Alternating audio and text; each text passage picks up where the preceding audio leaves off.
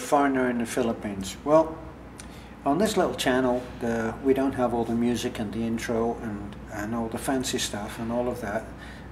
We're just two people doing what we can with what we have. And all of our information, for the most part, is anecdotal, in that it is the result of our own experience, in my case, a long life of experience, and in Beth's case, well, she has all of the joys of youth behind her and all of that optimism that comes from that. So there are several subjects that we deal with, and we deal with different subjects which are important, that we feel are important within the complexities of having a happy marriage. Now, it's just not a short video, so we're going to have to separate it and try to make it into what we call the marriage series. Now, what are the basic components of any marriage?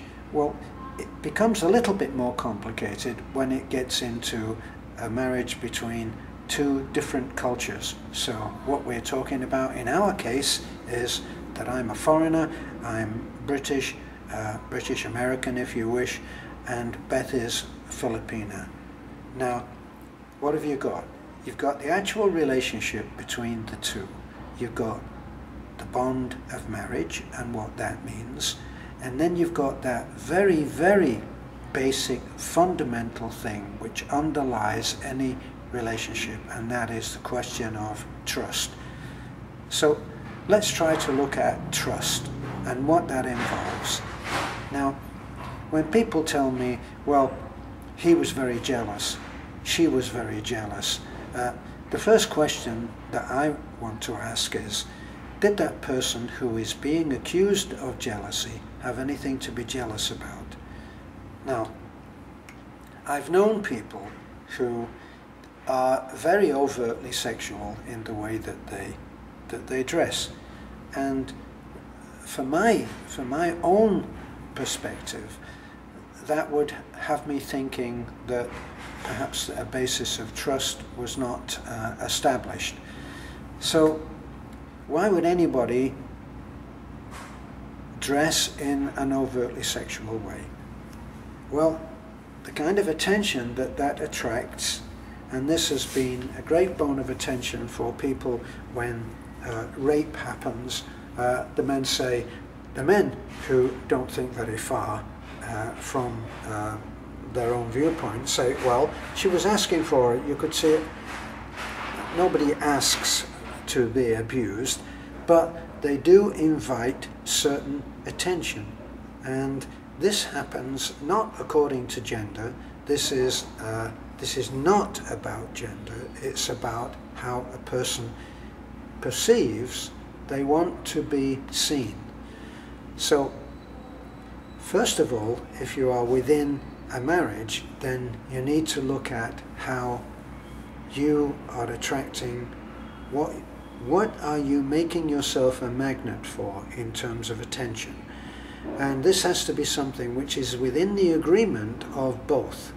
Now that, as with everything about the subjects that we deal with, as soon as you have one subject and you touch on one, it touches again on something else. As soon as you start to talk about trust, you immediately start to talk about how does the person attract attention, and what is that attention that they attract. And this has to be a thing that you both agree on. If the man is always flirting, then this is a form of sexual energy which is being leaked off and out of his marriage. And let's face it, we all have stories which we know where the man has been flirting with bridesmaids. So trust is a really important part. So how do you arrive at trust? Well, first of all, it's not an on-off switch. You know, you don't walk into a marriage, you don't walk through a doorway called marriage and you open the door and turn the light on and let there be light, everything is just fine, you can see everything. It's not that way. You have to learn by observation. Can you learn by what's said?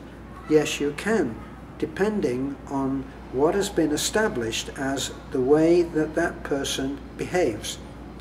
And it's the way that the person behaves which is key.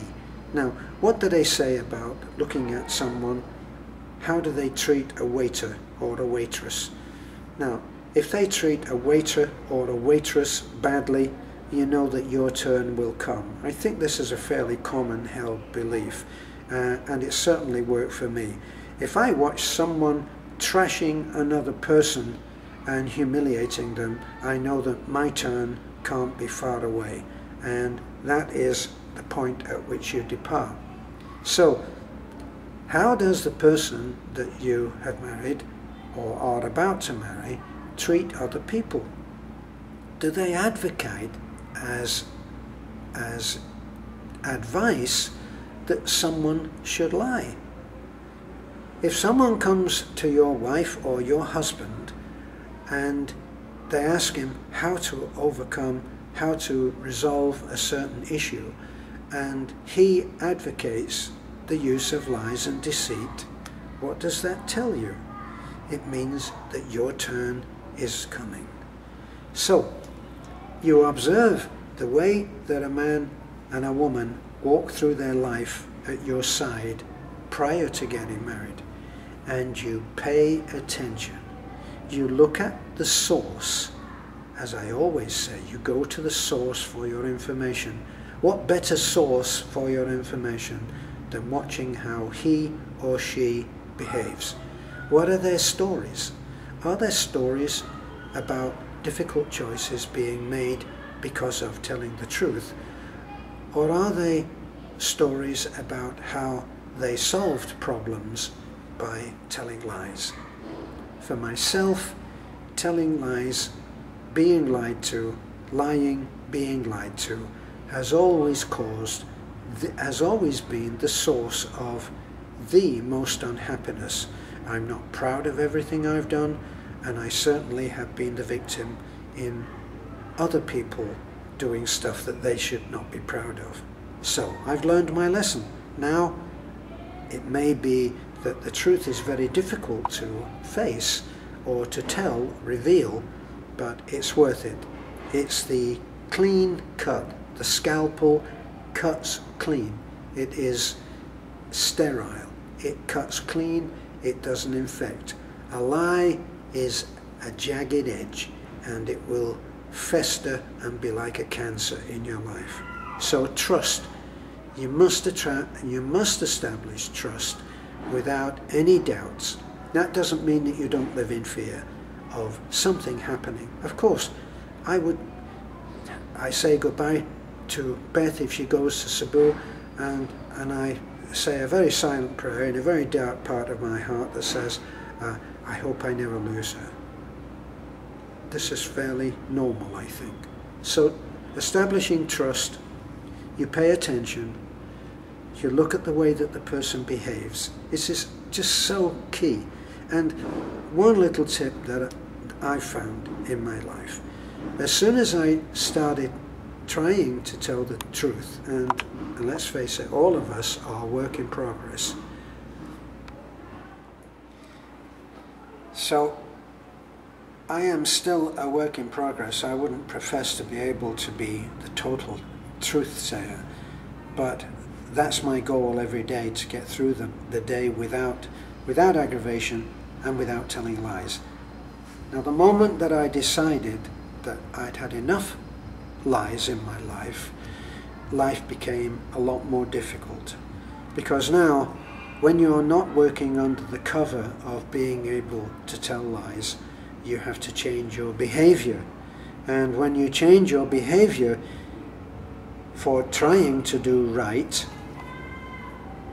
telling the truth becomes a heck of a lot easier. So that's my tip that I found. Life became more difficult when I started trying to tell the truth. And for those who are struggling with that, good luck. It's not an easy path.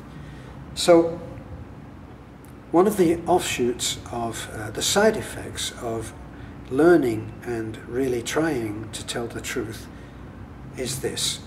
You start to believe that others may try to tell the truth to you.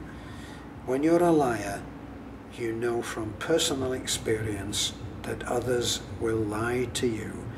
And as clever a liar as you may have become, you will learn to distrust even what you perceive as quite possibly an even clever liar than you. So you tidy up your behavior and you start telling the truth, and then you look for the truth in others, and that would be the establishment of trust. So that's the end of this.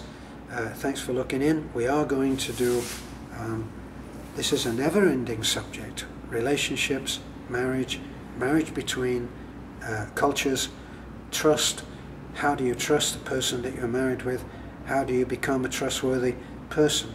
All of these things are there, and they don't go away any more than dealing with negativity in your life. It doesn't go away. It's not one of those things where you say, okay, well, we dealt with the subject of negativity, marriage, relationships, choosing a wife, so now we can move on and just talk about chickens. It's not going to happen. The subject is going to come up again and again. Trust as a subject is going to come up again and again. Lying, telling the truth, they are eternal subjects, and they are up for continued discussion. This is a foreigner in the Philippines. Thanks for looking in. Bye for now. Yeah, please like, comment, and subscribe. God bless.